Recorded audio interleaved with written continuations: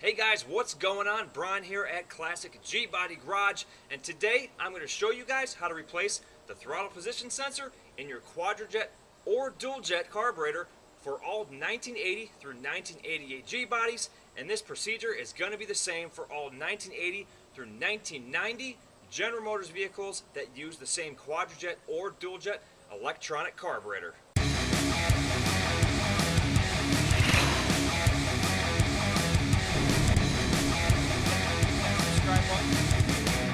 Alright guys, well this of course is a G-Body how-to video to help you out on your G-Body projects. So make sure you click on the link in the upper left hand corner of this video.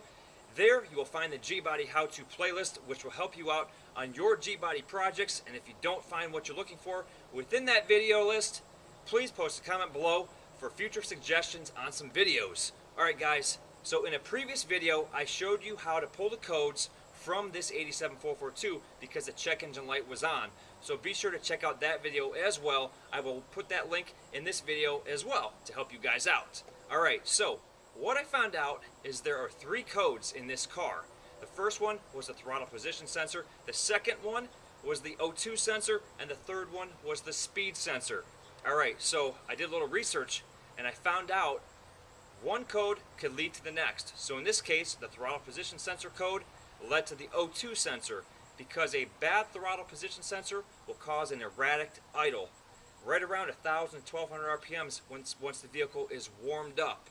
It'll almost act like the car is cold and that the choke is on and give it a high idle, when in turn the throttle position sensor is actually faulty. That sporadic idle is going to cause odd readings for the O2 sensor, which will trigger that code as well. The speed sensor, that one I'm not sure of. We'll find out once I replace the throttle position sensor if all 3 of these codes are gone. Alright guys, well let's get started. Alright, now after flashing out the code on this computer, I came up with code 13, which is the O2 sensor, code 21, which is the throttle position sensor, and code 24, which is the vehicle speed sensor. And after doing a little bit more reading, I found out that the throttle position sensor can cause code 13 and potentially code 24. Code 24 is a little bit interesting to me, so we'll find out what happens when I replace the throttle position sensor, and that should solve the O2 sensor code, and hopefully code 24, the speed sensor code. So I went ahead on Amazon, got myself a throttle position sensor.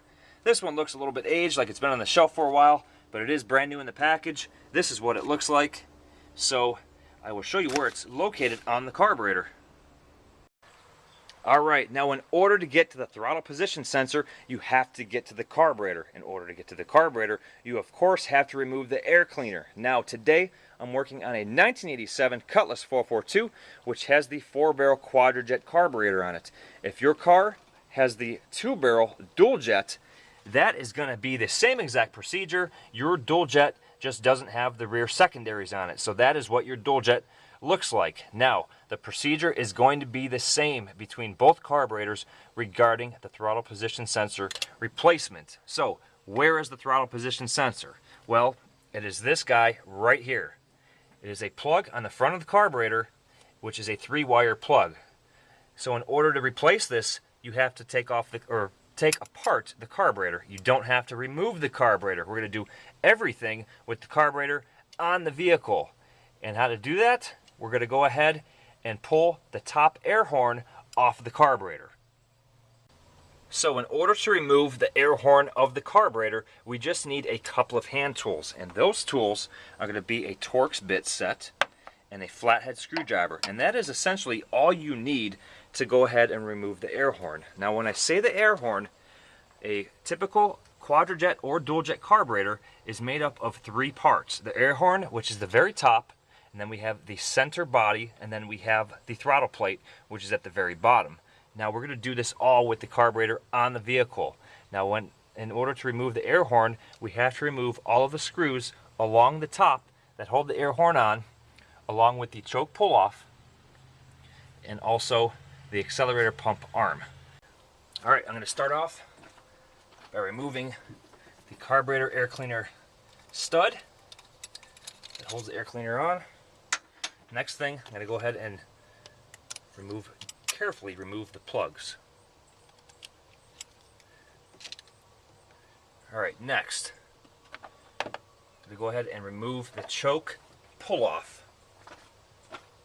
The rod that removes, the rod that opens and closes the choke plate right here with my flathead screwdriver. Careful the screw doesn't fall down inside the carburetor, or really any of these screws.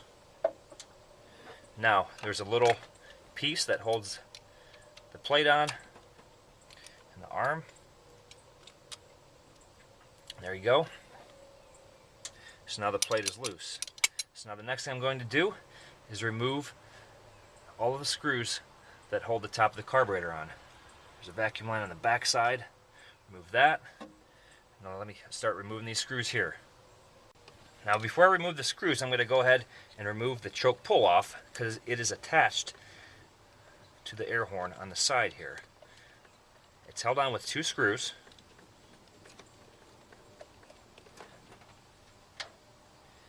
Make sure you put all your screws in a place where you're going to be able to locate them all, because these screws are very small. Alright, so that's loose, as you can see. Next, let's start removing the screws on the air horn. Best just to leave them in place once they're loose.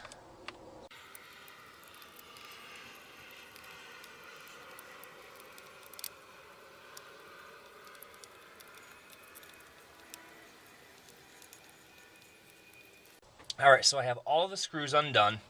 I still have yet to remove the arm right here for the accelerator pump. I removed the choke housing.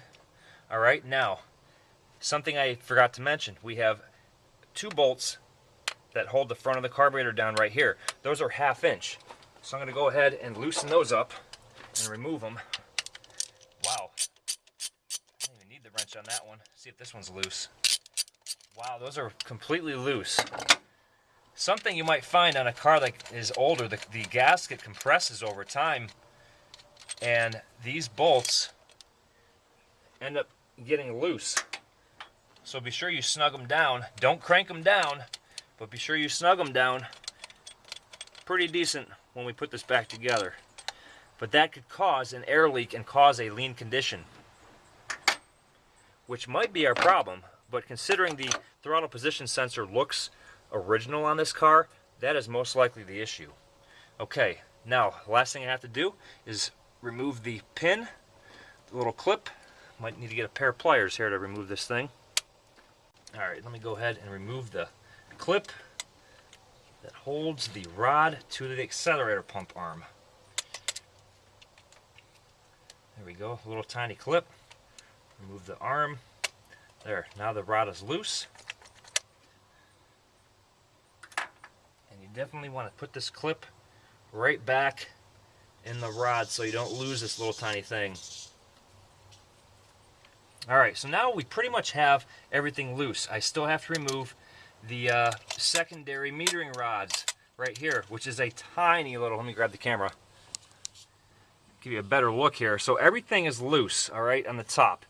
I still have to remove the metering rod arm, which is this arm right here, which is that little screw right there. So if you do not have a Torx bit that fits in that little screw right there, carefully take a pair of pliers, grab a hold of it, and loosen it. You have to be careful, because if you are not, you might break the head off of that screw right there. And once that head is broken off, you're going to run into some problems replacing or getting the rest of those threads out. So let me grab a pair of pliers, because I do not have something that'll fit that, and remove it. And once you tighten it, you do not want to over tighten it. Alright, I have the metering rod arm screw loose. So let me remove it, put that somewhere where I will not lose it, and remove the metering rods. They just pull out just like that, and that is what they look like. So carefully put those down so they will not get bent. Alright, so that is pretty much it, guys. We have all of the screws removed, the choke housing removed, the accelerator pump arm removed. Alright, so here we have the top here. These 2 screws are loose. and there's a plate here in the middle. Let me remove these two screws. There's a plate here in the middle, and that's the direction that it goes. Alright? Do not lose it. Make sure you put it back in place, because you do need it. It wouldn't be there otherwise.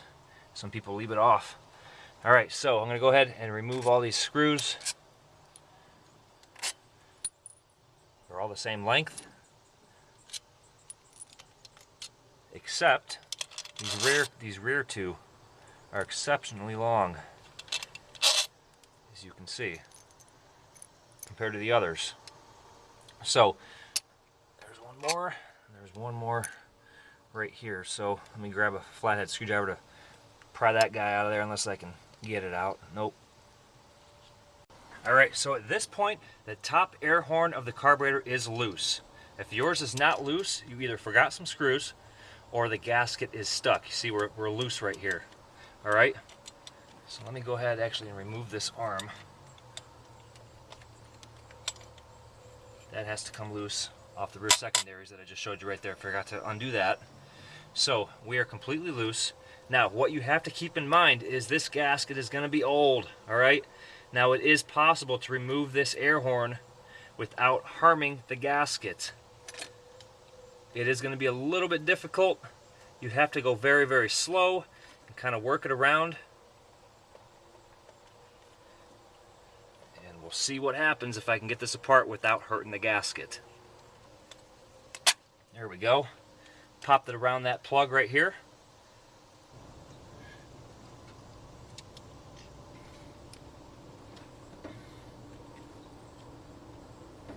Alright, there we go. So the gasket is off. It appears to be in good shape. Watch, the choke arm gets hung up on the gasket.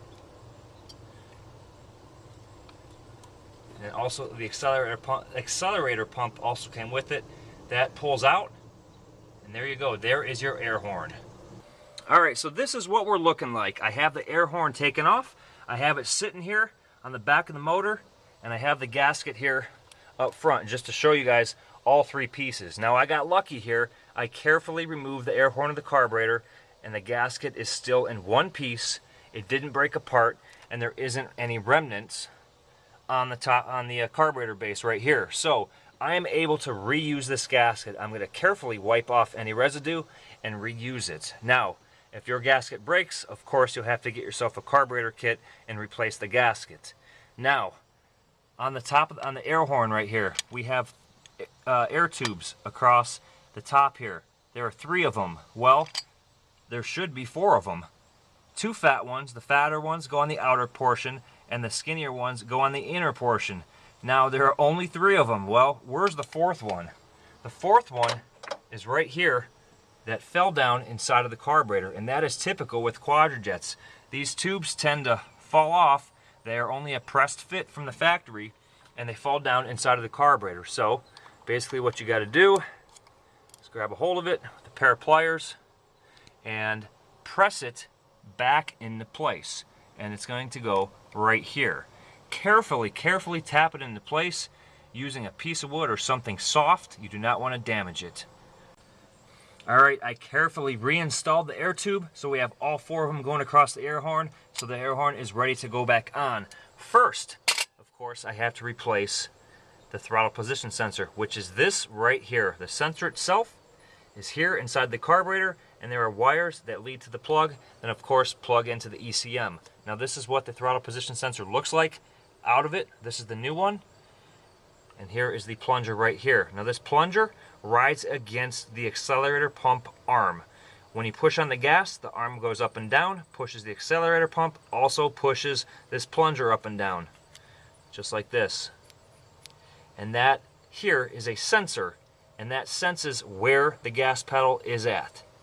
And that reads through this plug into the ECM and tells the ECM where the gas pedal is at. So in order to remove the throttle position sensor, you simply just pull it out of the carburetor. It just pulls out like this. Just wiggle it out. And there you go. Pulls out very, very easily. You can see this. There's a groove right here which is directional. It only goes in one way. So I'm going to go ahead and grab the new one, match it up, and install it. And there is a spring down inside the carburetor. Make sure you do not lose that spring. That stays down in there. So install the throttle position sensor back into place.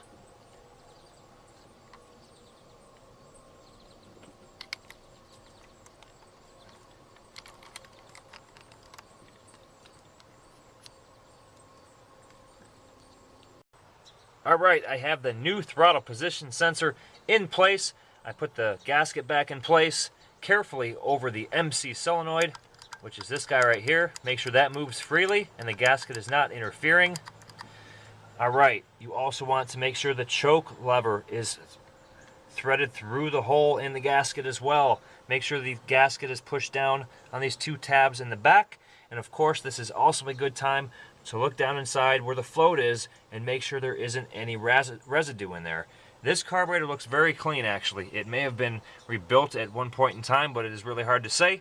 But overall, this carburetor is in good shape. Now, the next thing to do is put the accelerator pump back in here, feed it through the gasket, through the hole, and then put the air horn back on top. Now, it is a little bit complicated. Sometimes you need two people, one person to hold the accelerator pump down and the other person to hold the choke rod in place, and almost a third set of hands to put the air horn down. So I'm going to see if I can handle this.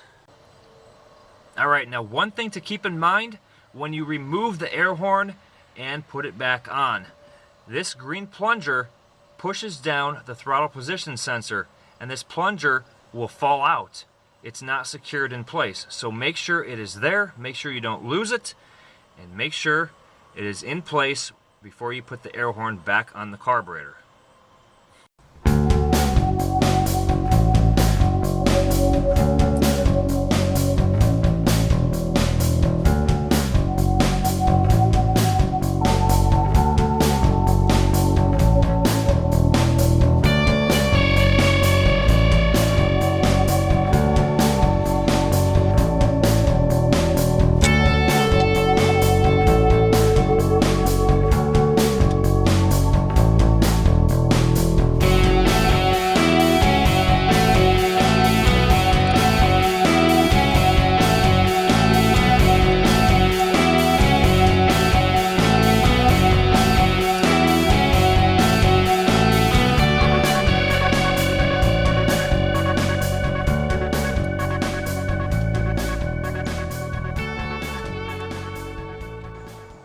Alright, I have everything back together and everything tightened down.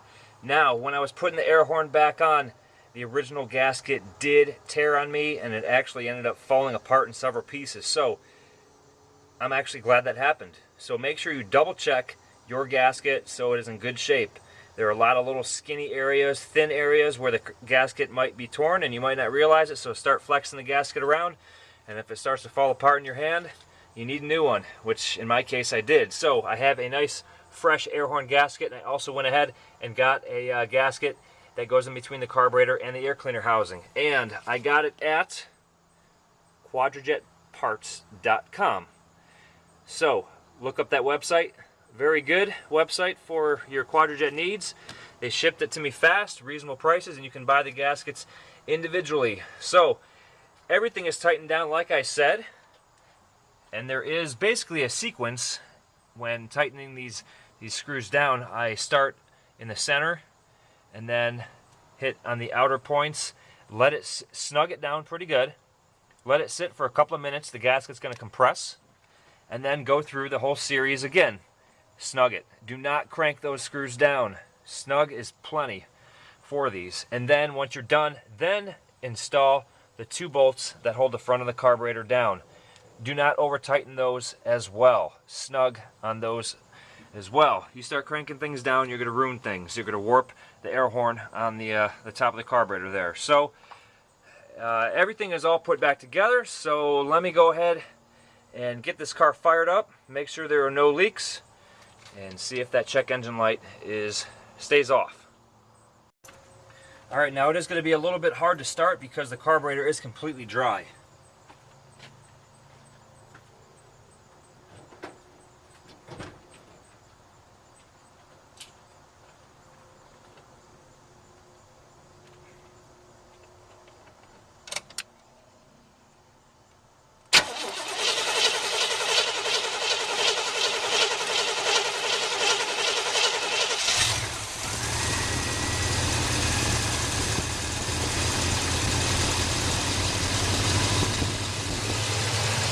Alright, well, it started up actually quicker than I thought, and there aren't any leaks so far.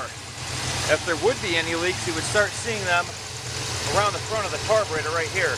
The gasket would get all wet right around here. So we're looking good so far, and also the check engine light is not on. No lights on the dashboard. So there you go, guys. That's how you replace the throttle position sensor. And the car that I was working on is a 1987 Cutlass 442. Now this procedure is going to be the same for all Quadrajets using that throttle position sensor, which is going to run from about 1981 through about 1990. Also going to follow the same procedure for the 2 barrels as well. So there you go, guys. If you find this video helpful, give it a thumbs up. Make sure you hit that subscribe button. Until the next classic G-Body Garage video, keep those G-bodies rolling.